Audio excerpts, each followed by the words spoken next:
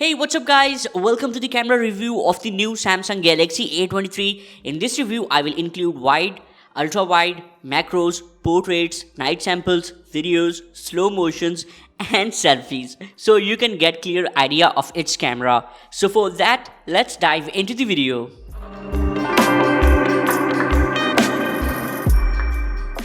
Now let's check few camera specs. The A23 has 50 megapixel wide, a primary camera with OIS, then 5 megapixel ultra wide, and the two modules of 2 megapixel macro and depth. All the sensors are from Samsung.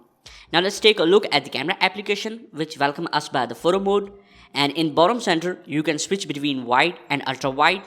Then we have zoom to 2x, 4x and up to 10x digital zoom. And then to left of photo we have portrait mode available. By this bar you can set the effect strength, and to right of the photo we have video, and then we have mode in which we have pro, food, night, macro and slow motion available. And in the pro mode, ISO, exposure and the white balance available. There is no shutter speed, focus and the raw options in the pro mode. Now let's look at the samples. On first glance I can say picture has good detail, colors are also okay, but there is less saturation. Let me show you another sample. Here you can see the difference between the one which is original without edit and the one that I added and increased the saturation. So by increasing the saturation a bit, you can make A23 samples awesome. To do that, go to gallery application and select any photo, like I am selecting this one, and then go to edit option.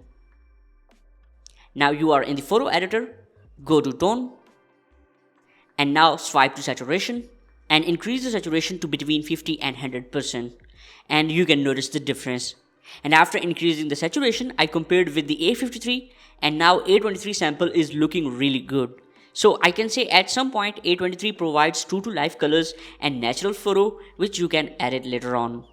On zooming, focus is a little bit soft, but in this budget I am okay with that.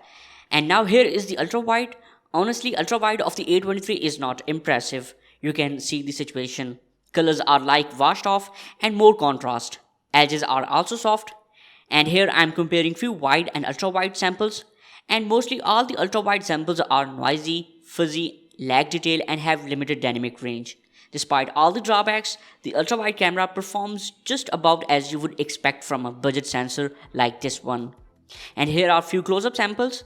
In close-up samples, when lighting conditions are good, noise is hard to spot while the dynamic range is more than satisfactory.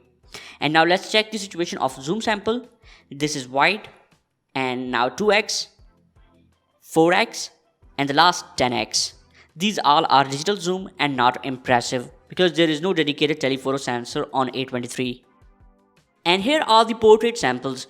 You can see the edge detection is good. I saw a bit issue with my ear in this sample, but in other samples it performed good. And here I took portrait sample in low light. Even in the low light, edge detection is pretty good.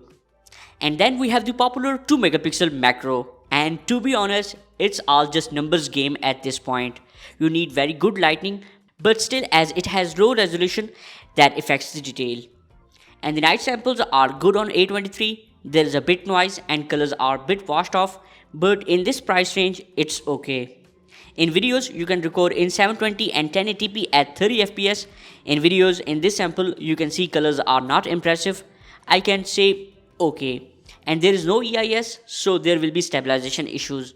And in this sample you can see the quality is much better, maybe due to good lighting conditions. You can see here the focus is a bit delayed.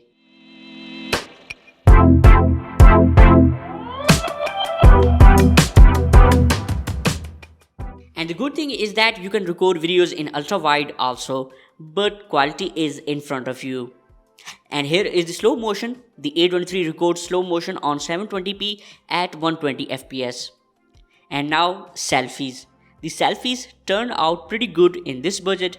Under more challenging lighting conditions, the software may struggle with the subject's exposure. But overall, I am happy with the quality. There is no fun mode available on A23 that I saw on A53 and the A33.